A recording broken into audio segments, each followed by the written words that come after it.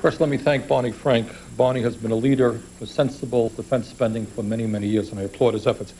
Let me tell you why I oppose the President's request for $110 billion more for the defense spending and the Republicans' request for even more over the next 6 years. I oppose it because 43 million Americans have no health insurance, because the United States has the highest rate of childhood poverty in the industrialized world, because this Congress has been forced to cut back on Medicare, home health care, and veterans' needs, because senior citizens in this country cannot afford their prescription drugs, because millions of young people in this country can't afford to go to college or are getting out of college with enormous debts.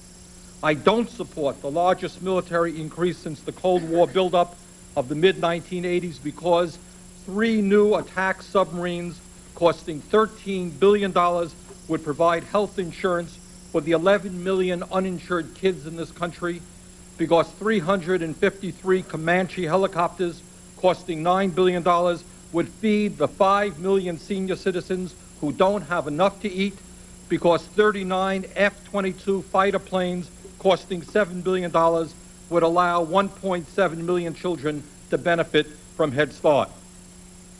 The funny thing is that the President understands perfectly that health care, education, and nutrition are the issues that the American people care about. That is why in the portion of President Clinton's State of the Union address dealing with discretionary spending, when he was talking to the American people, 86% of his words dealt with improving education, health care, and other domestic programs. Only 14% of his words were spent talking about giving more money to the Pentagon. In terms of his words, he has his priorities right. Unfortunately, the President's budget priorities tell a very different story, with 50% of the discretionary budget, $110 billion, dedicated to Pentagon spending. As Barney just indicated, let me state very clearly that I think we have got to make sure that every man and woman in the military gets decent pay, decent benefits, decent health care, and we should be raising those benefits.